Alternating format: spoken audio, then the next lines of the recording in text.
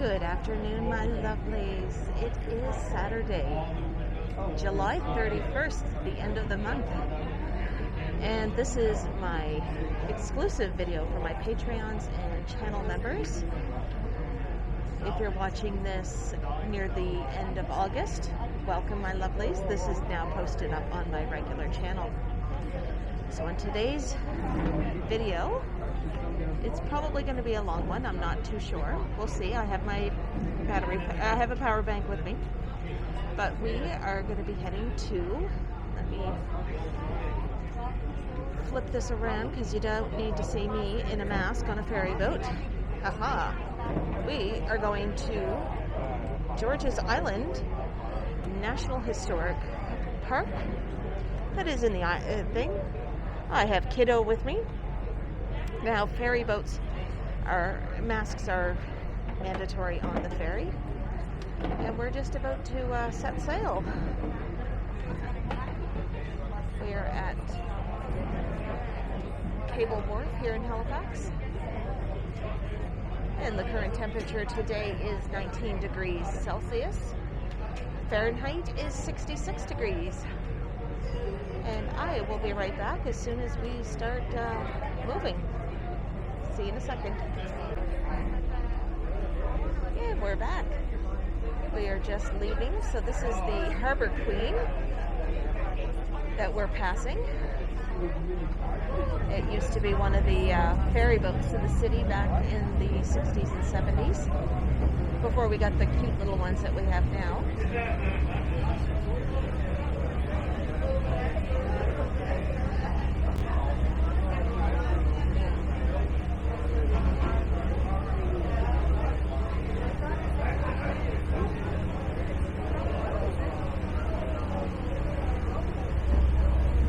This is our destination.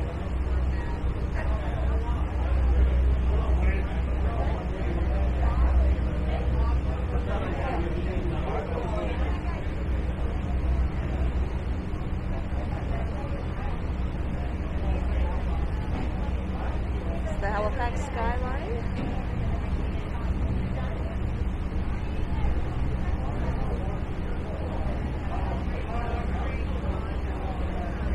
Now, this is my first time coming to George's Island in all the years that I've lived in the city.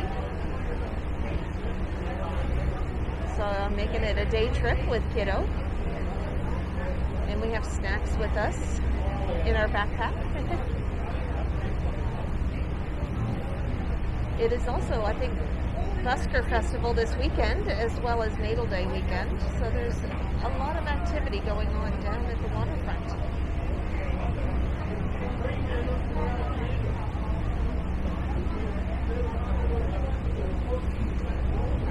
And there is a carnival, just a small carnival on the waterfront for the weekend.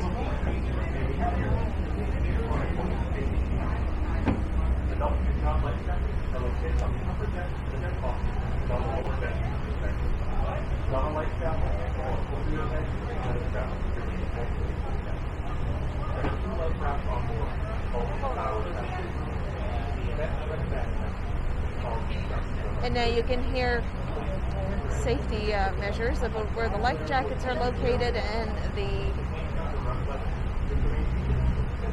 I guess the dinghies or the life rafts where they are located.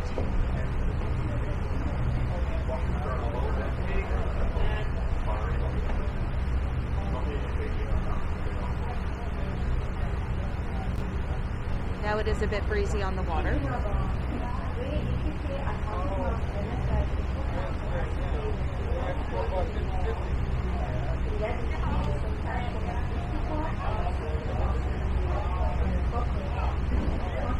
As you can see, we have one large container ship. Looks like it could be about a 13 TEU size, as well as a smaller Maersk ship that are both in port.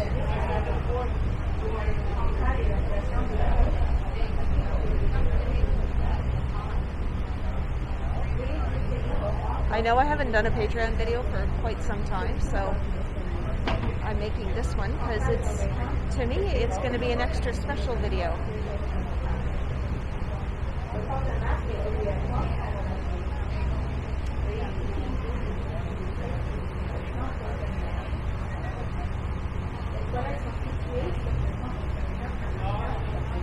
that is where we are going.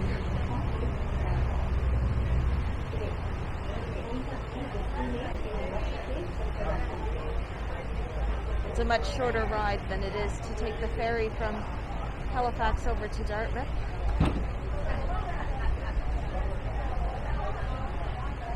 And over here you can see the Port of Halifax, their lands.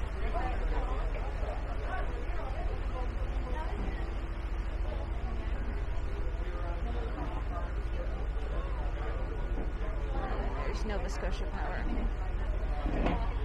There is a lineup for people that are waiting to get back onto this boat to take them back to the harbor.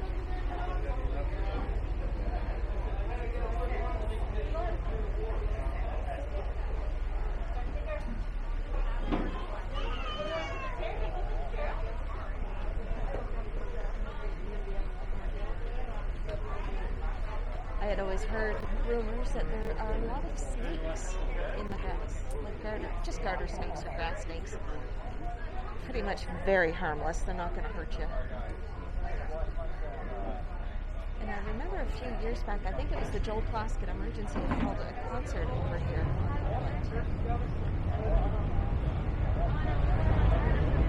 Alrighty. I'm going to maneuver my backpack.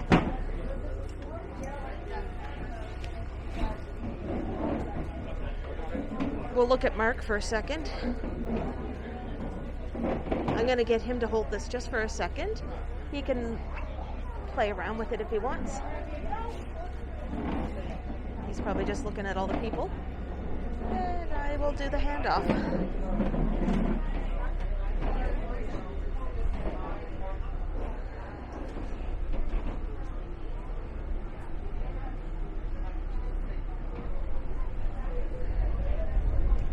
So this is a National Historic Site.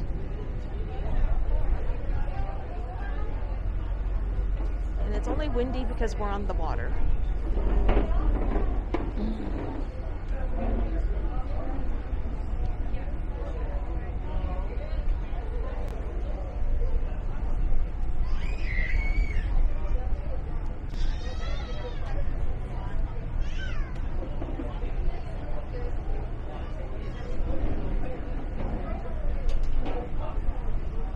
As soon as we can get down the stairs to get onto the dock, we will.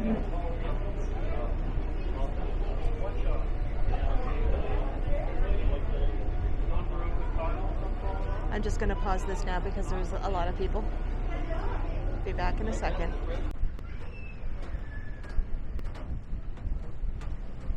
Alrighty.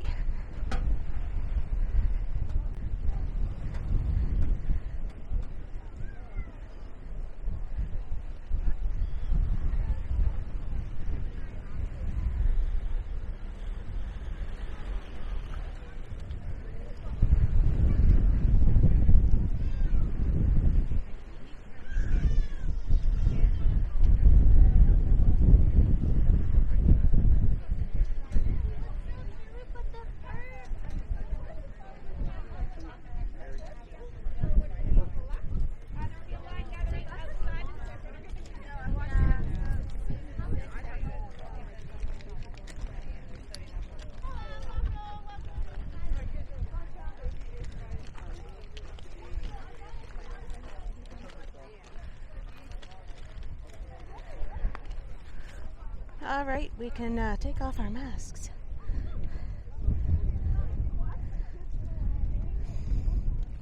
Gun cotton tanks.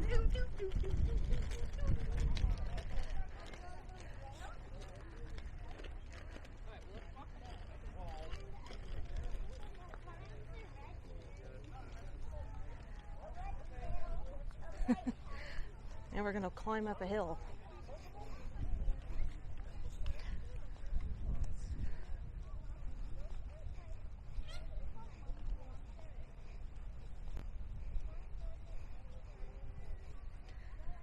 Blocked off.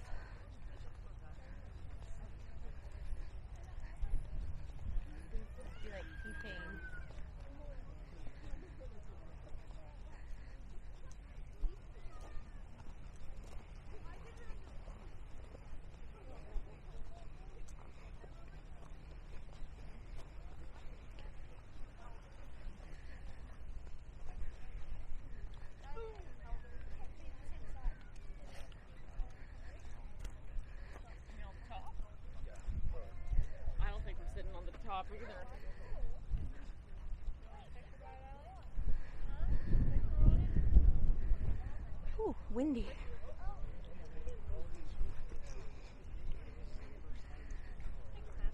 We ran aground on Onondaga.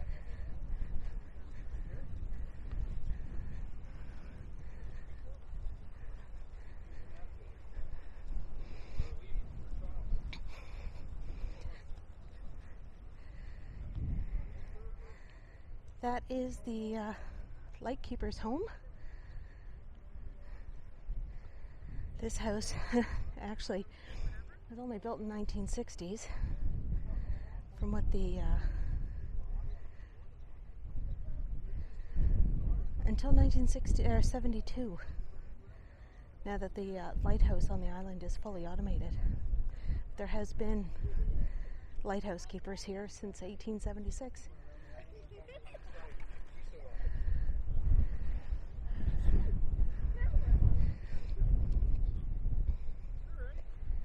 All right, kiddo, let's walk around, because we can do a self-guided tour.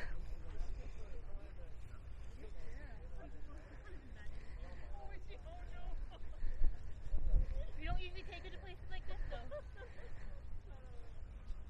Right?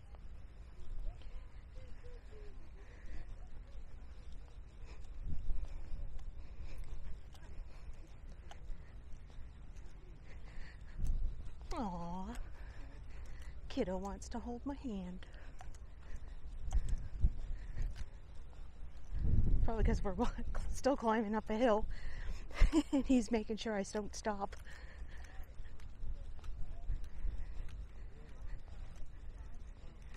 So far, no snakes. That area that we were just at was the picnic area. And to the right of us is actually a drop-off, because this was a fort. Not quite a moat, but it has that protective part around it.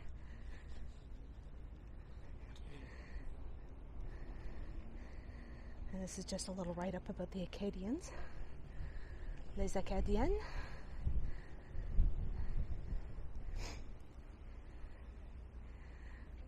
They are the descendants of the original French settlers who came in the 1600s.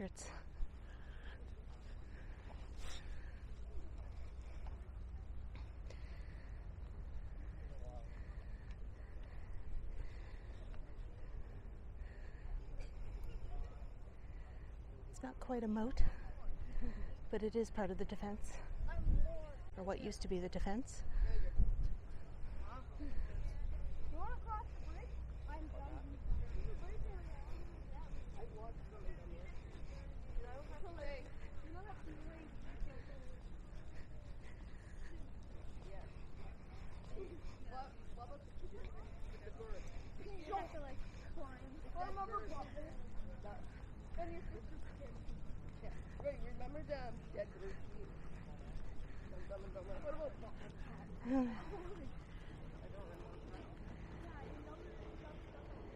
Just over there is the lighthouse, the top of it.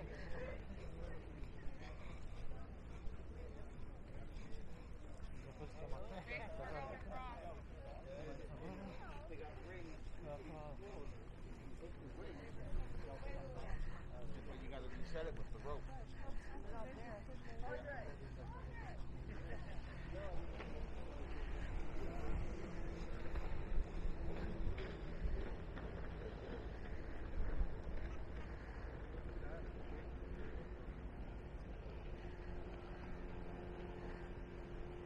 Some speedboats out there.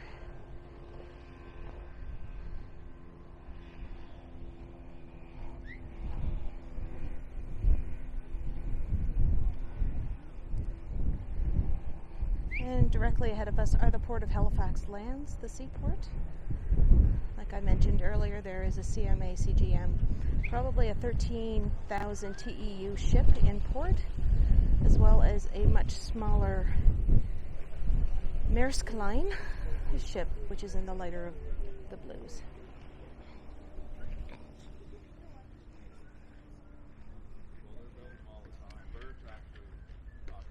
Now they do have it blocked off, but we are still on the embankment around the fort.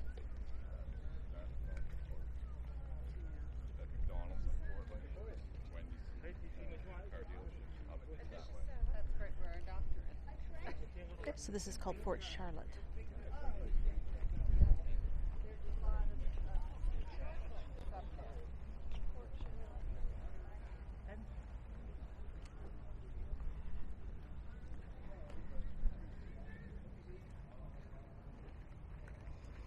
Now it's saying that the Duke of Kent, Prince Edward, they started the fortifications here in the 1790s.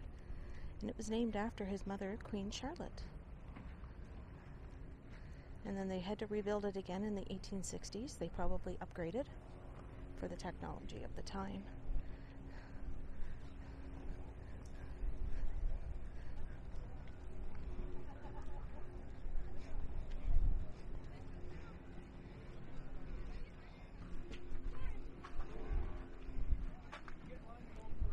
Now this is interesting.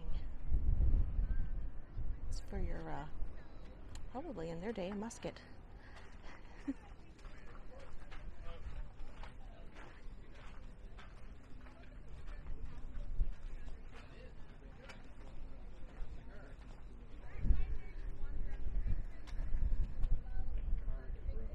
Guard room is where we are. Let me get the. So it was a guard room and prison lockup in 1866 when it was built.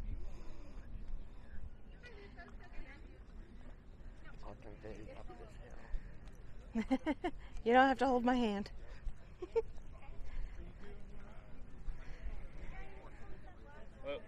Hello. How are you folks doing today? Good, good. Welcome to George's Island. Thank you. If you're interested in the tunnel tour, you can head to the line up right here. Okay. This will take you down to the tunnels that go through and around George's Island. It's all guided areas only, so Okay. if you want to swim, you will have to take the tour. Okay. But in the meantime, you can go on a self-guided tour up this path. I'll take you to the upper battery. There's lots of interpretive panels, some beautiful views, great stuff to see Oh, out there perfect. as well. Okay. Have a great day. You too.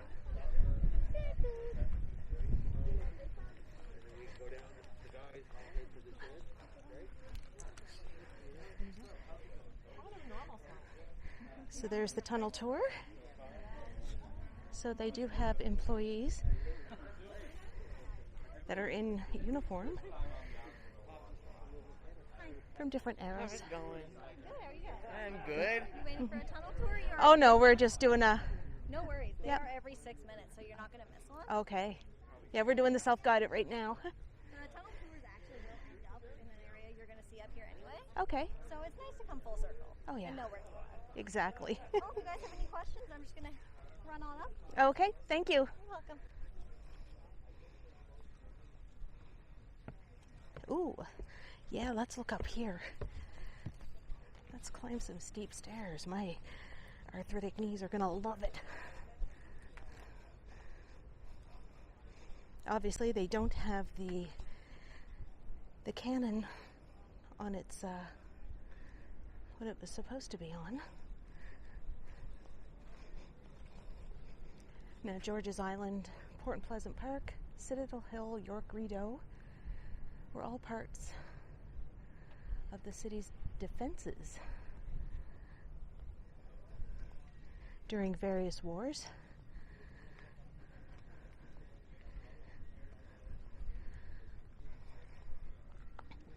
We definitely will be doing a tunnel tour.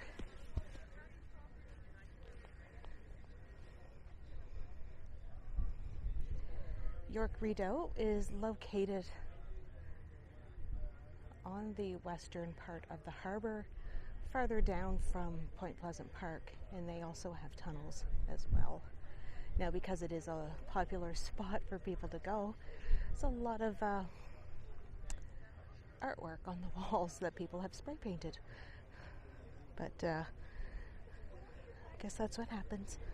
All right, let's try to climb down these steep stairs with my bad knees. Now, masks are required to wear in the tunnel tours because obviously you're indoors, underground.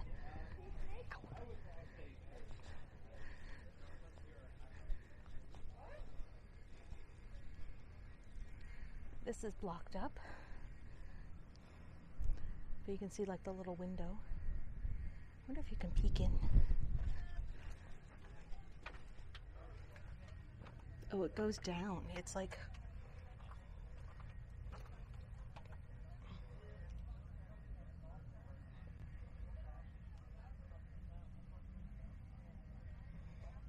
just kind of goes downwards, probably into where the tunnels are.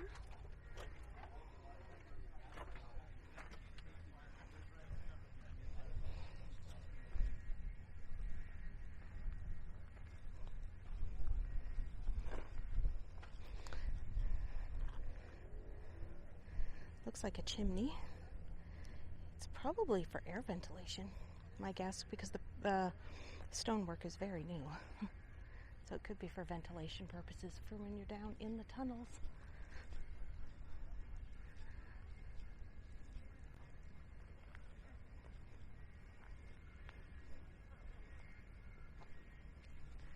Take a peek in here too. Oh yeah, that goes down as well.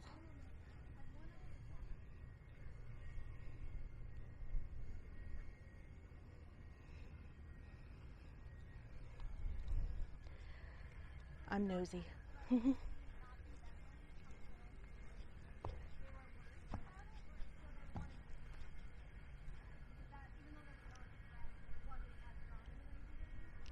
I think I can handle these steps.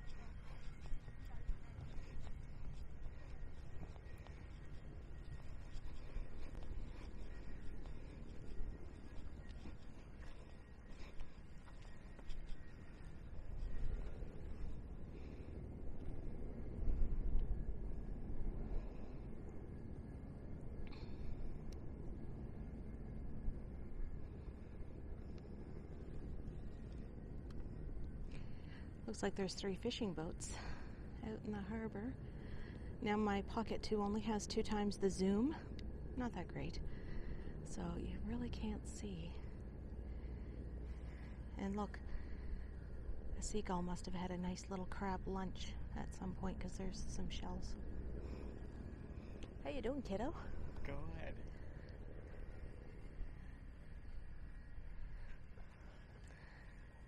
So we got another cannon. Roughly, it's about 6 feet, so it's a good amount of social distance.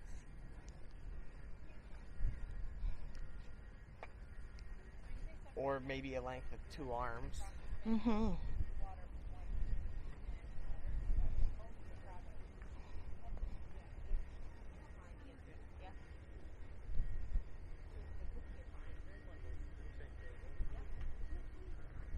And there's the exit from the tunnel tour that's going to be there.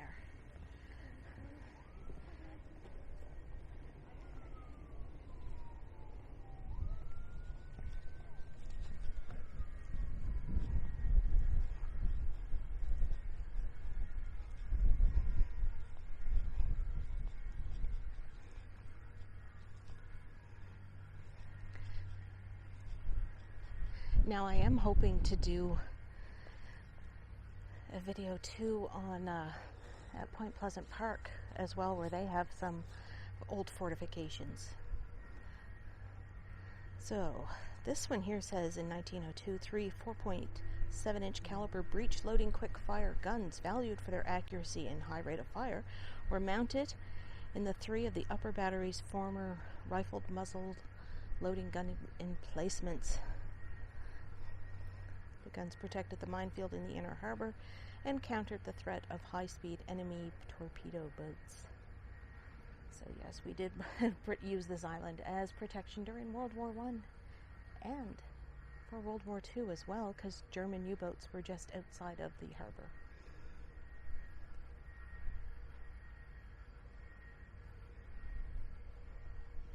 Little known fact in my family is that my grandfather on my dad's side was on the Queen Mary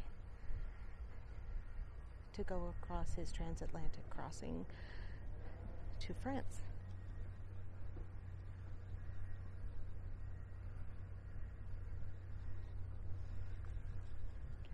Mark went down here, but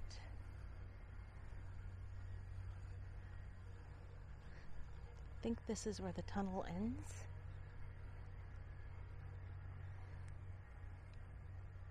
I'll come back to this. He'll realize that I didn't follow him. So far, no snakes. I wanted to see a snake so I could show you guys. Maybe it's just an urban legend from Halifax. Dun dun dun. Now they do say that this island is haunted. That's the rumor. I'm not sure what the story is, but when I get home and I start editing this, I will go and look to see about the ghosts of George's Island.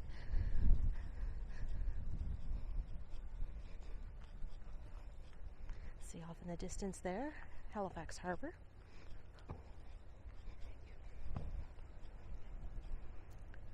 Let's go down a hill.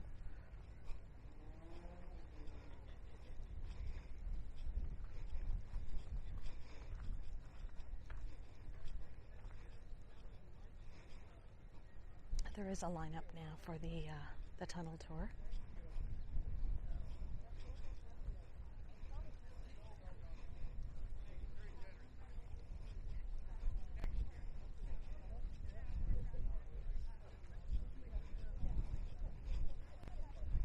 And there's no specific time that we have to leave the island. We have a flex ticket.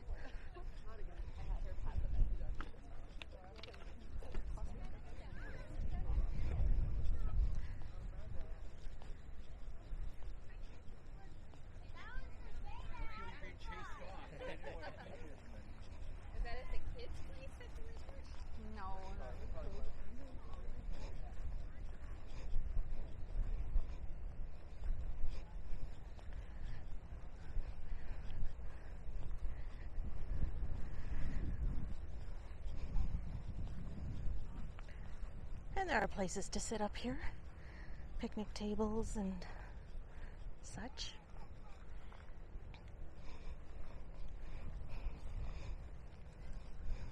You can just imagine in the olden days, this probably didn't have grass on it. If it was a fort, it probably had like gravel or something,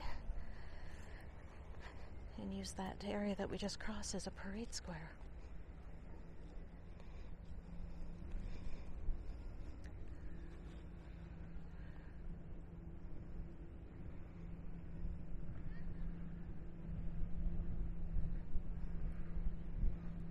At the lightkeeper's home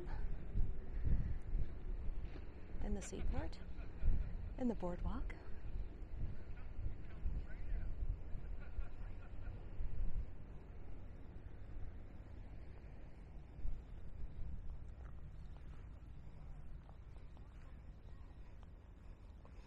There goes Mark ahead of me. So I'm figuring this green space was probably like a parade square where they did their daily drills.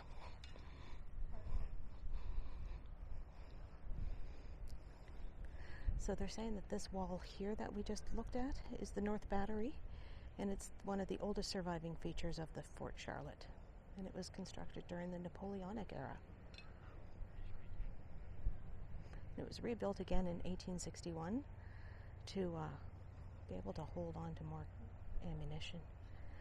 Now when you look at the info card, you can see that, but you can also, it's kind of blurry, but it's Halifax, like Halifax in the background, with a whole different other skyline than what I'm used to seeing.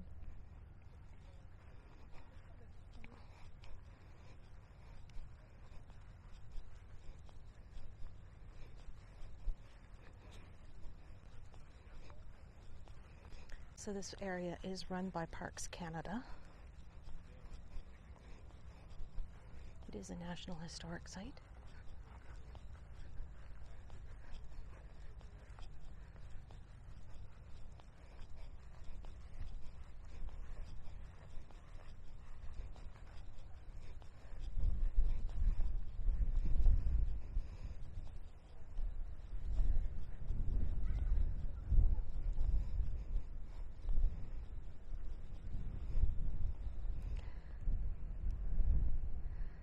Now we're looking over at Woodside in Dartmouth. which is the south end of Dartmouth. Now, out of the two major islands in the harbour, this is the smaller of the two. McNab's Island is the larger of the islands, and that does have limited attendance to get over there.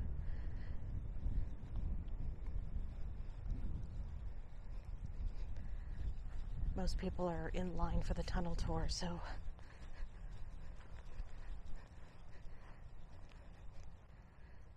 and Kiddo's doing his own thing, which is great. Going this way just makes a circle where we were, just FYI. That's okay. This island is like a circle. Pardon me.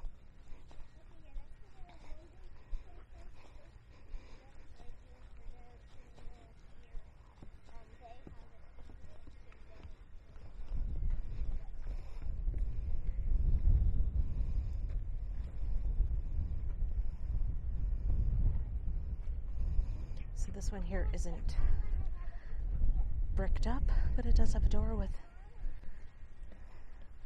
a big lock on it.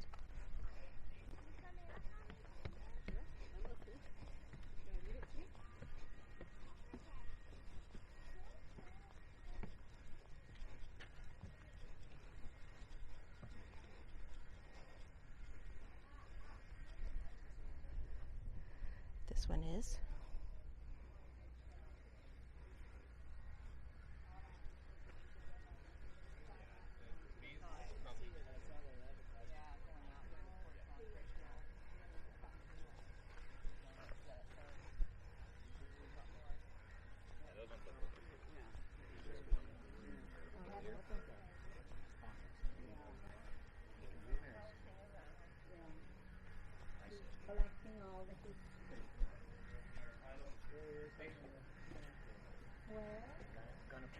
And that's where the tunnel tour ends.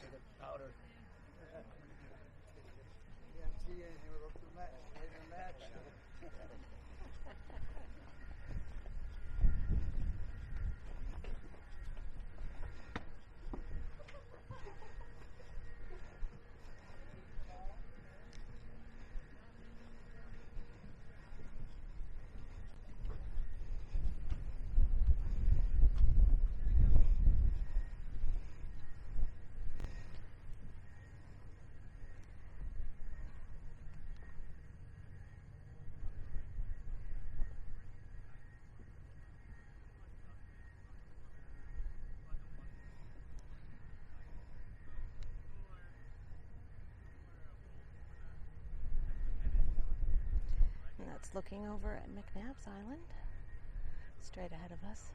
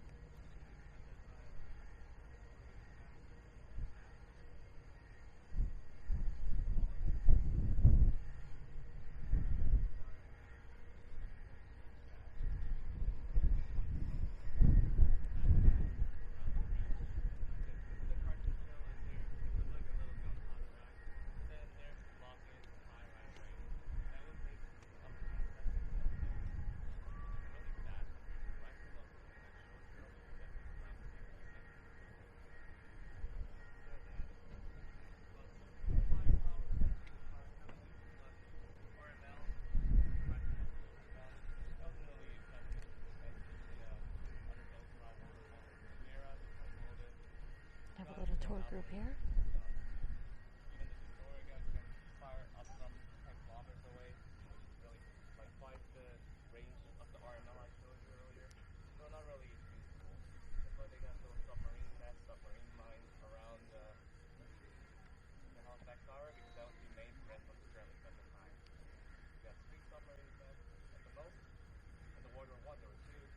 Around one by the mouth of Halifax Harbor, one by the Halifax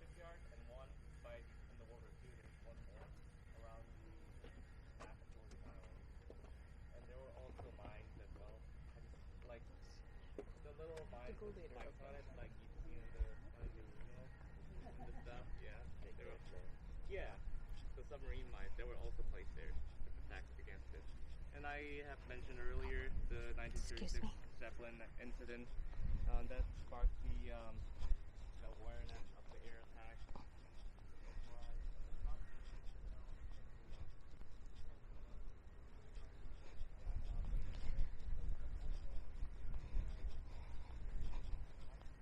So what I think I'm going to do right now is we're going to get ready for the tunnel tour. But I think we're going to have some snacks.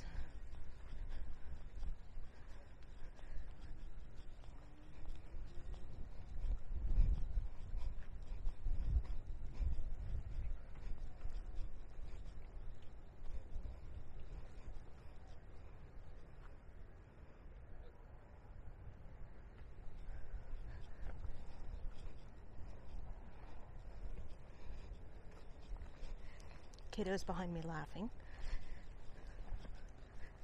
I don't know what at, but something.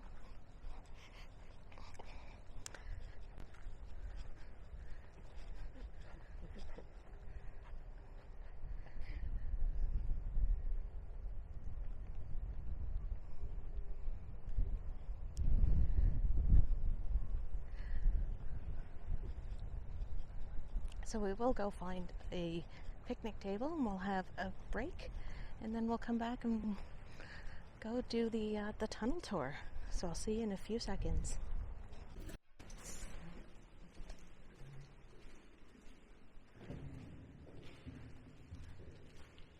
So this here is the main magazine, otherwise known as the Black Powder magazine, and this is where you would have all of the gunpowder that you use for the firing of your various artillery pieces around the island. So it's stacked with barrels of black powder all along the wall and going up where they be stored on little shelves that we install in between the bases of the buildings in this. And you have, I'd say, well over 100 barrels of black powder per side of the wall. Each of them would weigh approximately 100 pounds when completely filled, and it was the responsibility of anyone who's on powder duty for 24 hours over the course of the day, because you never know when an enemy invasion is going to happen. And if a gun needed powder for whatever reason, you would have made your way into the main magazine through the tunnels, come and grab one of those barrels of powder, and then walk through the tunnel system with it to stop at what's kind of like a series of elevator shafts that will use a counterweighted rope to pull that barrel up to the surface, and someone would be waiting on that top to grab that barrel for you and bring that powder to whatever gun it needs to be brought to.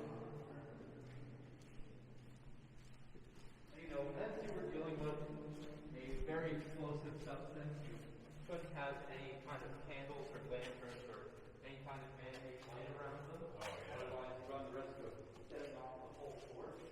So, anywhere where these square cutouts are, these were your only form of man-made light that was emitted in the tunnels. So, for the most part, it was pretty dark almost the whole time, with a very few exceptions, including entrances to important rooms and intersections of certain tunnels. And if you'd like to take a look right up here at the ceiling, those hatches lead right up to one of those elevator shafts that you bring your barrel of black powder up to. Oh, Kind of like a dumbwaiter? Yeah, exactly. wow.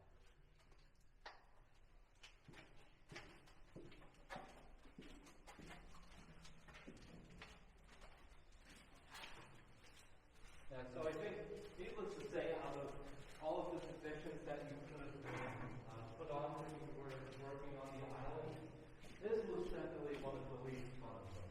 Yeah. But at least there were a couple ways you could alleviate at least the physical exhaustion of it. One of it being where there's the wreckage of old minecart tracks that used to be in the tunnels. So, say at the back of a bay here, if there was a minecart there and it wasn't in use, you could plop your barrel in there and you could use that minecart to push it closer to your elevator shaft as opposed to having to carry it the whole way. That's kind of neat. Yeah. But it certainly took a lot off the arm, so it was incredibly helpful. A little easier. Yeah. And then this hole in the ceiling is a ventilation shaft that goes up, let's say, roughly 20 to 25 feet up to the very, very top of the upper battery. And then once we head down these stairs here, we're going to be going down about another 20 feet into the ditch/lower battery.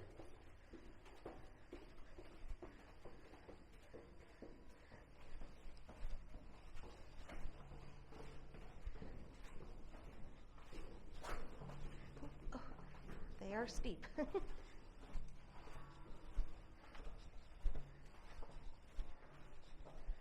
this here is called a Acadien or a Acadien, and it was meant for the defense of the fort in case of a sort of infantry-based foot attack, where you can take a look out the windows, and the only way enemy soldiers could have gotten in is by jumping down from the outer walls into the lower ditch, and then having to make their way across and put up a ladder or try to manually climb the inner wall to make their way into the fort itself. And that whole time you would have had soldiers with their rifles pointing out here and firing at anyone that would have come within their small line of sight.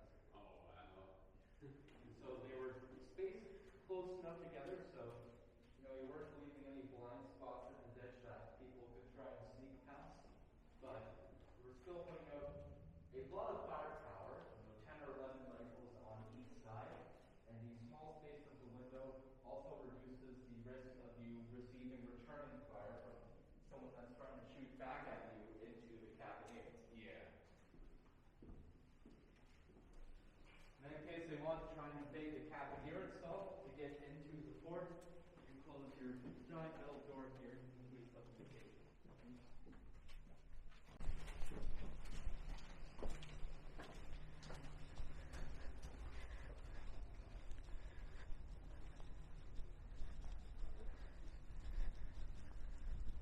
Alright, so now that we're outside, if you'd like, you can take your mask off for a little bit. I'll let you know when we need to put them back on. Okay.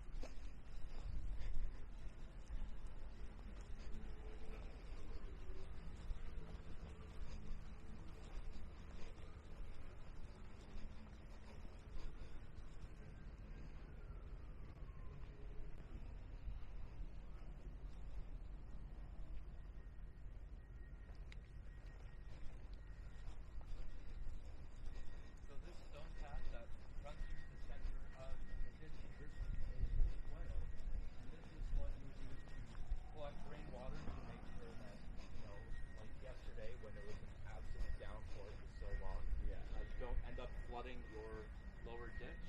Yeah. So we collect rainwater at a pretty low angle and go down to a sewer grate, but instead of that water then filtering back out into the Halifax Harbor, they pass through these kind of thin charcoal sheets that would filter out your water, and that water would then be drained out into a cistern, and that would effectively allow you to turn your rainwater into fresh drinking water. Mm-hmm. And it seems like we've got a tour group in there right now, so I'll wait a little bit until they filter out, and then we'll go in and stop at the 10-inch RML gun.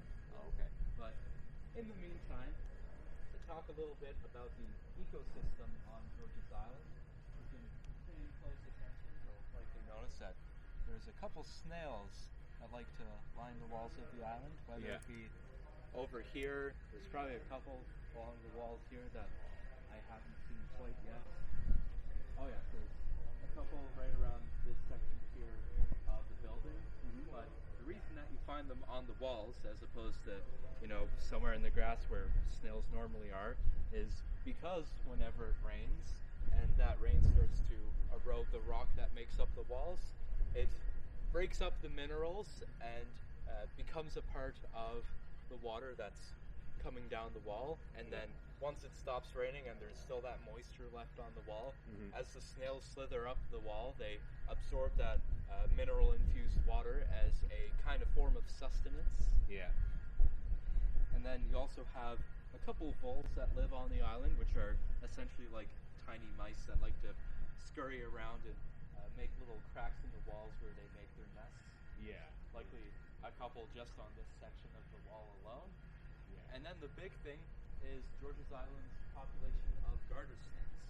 Yeah. Where there's, I'd say, roughly 400 or so of them, but they tend to stick to areas that are outside of the bounds where visitors and tourists can go and whatnot.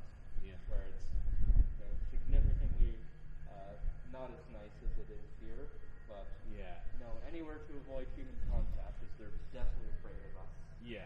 They are guards, so Yeah. I think the largest one I've ever seen here was about 9 inches long or so. Oh, So wow. they're pretty tiny guys. Their fangs don't really hurt, and they're not venomous at all. Oh. So this here is the 10-inch RML. So to go into a few specifics about this gun, when it was actually up on its gun carriage, which would allow the barrel to be pointed directly out at the window there. It would weigh approximately 20 tons, and that carriage would allow you to aim your gun with the tracks that are along the bottom of the ground here. So you could push the back of the gun to the left and aim the front of the gun to the right, and vice versa.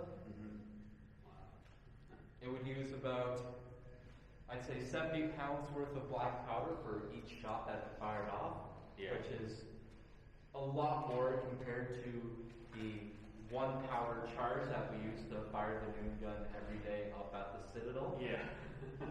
The weight of the shot that this fired was roughly 400 to 410 pounds, usually just depended on the type of shot that you were actually firing out of it. And then it has an accurate range of roughly 2.5 to 3 miles. Oh, wow. So it'd be pretty darn simple to get a shot from here to the shore of McNab's Island if you really wanted to. Yeah. The only real problem with a gun like this is not only would you have taken a lot of men to work on one of these gun crews. For a gun of this size, it'd be roughly 15 people or so. But even with all those people, you were only getting a shot off approximately every 5 minutes or so. So it was an incredibly slow rate of fire, even for the timer. With some of the smaller guns, you can maybe get a shot off every minute and a half or so. Yeah. And by the time, I believe it was around 1906, they had stopped using these guns altogether in favor of the 4.7-inch quick-fire guns, which were breech loading, so you didn't have to push your stuff in from the barrel. You could just open up the back and place it in that way. Yeah. And with one of those, you could have gotten maybe a shot off every 6 seconds or so. So, you could get up to 50 shots to the far section of the lower battery to see if there's a possibility of finding any snakes. Sometimes they don't have to travel too far to make their way out of here. Yeah. I'm from the country. Snakes don't bother me.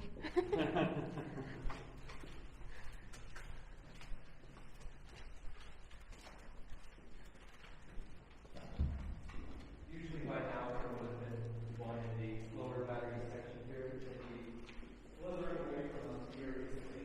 Yeah. But this just about makes up the entirety of the lower battery. So, this was your furthest room off to the side, would have been used for storage of some of the tools that you use for the firing of your guns, and also the shots themselves that you would load into your guns. And then, work in kind of a reverse order. So, you had your guy yelling out commands for certain guns to fire. This gun here would be the number 4 gun, and then the one right over there would be the number 3 gun. The gun that we were just at is the number 2 gun, and then there's one more off to the right of that one, and that would be the number 1 gun.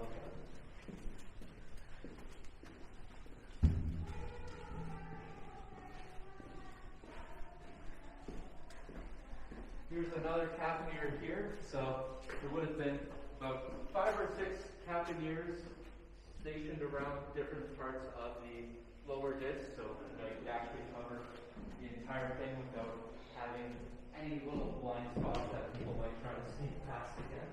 Yeah. And I'd also recommend grabbing onto the railing going up these stairs as probably the steepest descent on the island. Oh, okay. Oh boy.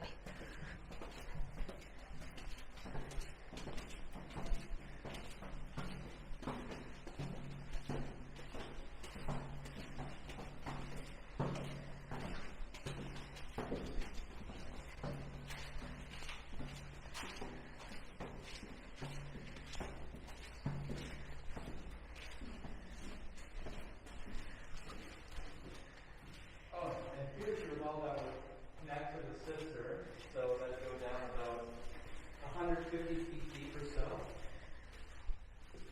And yeah, so it's deep enough so that you can't see the bottom, but this is where you would have collected all of your drinking water for the soldiers around the island.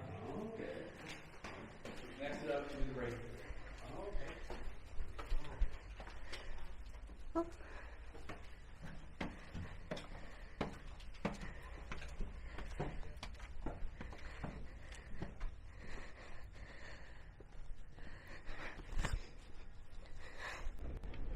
Alrighty, we are just about to depart and get on the boat to mainland Halifax again from the island. I do want to thank everyone for watching this video and supporting me.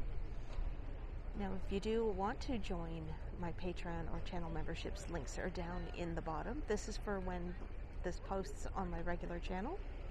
As always, I do want to thank all my channel members and Patreons for their continued support, especially my Spring Garden Road tiers, which are Vivian Johnson, Michelle Gray, DQ, and Ozzy Johnson.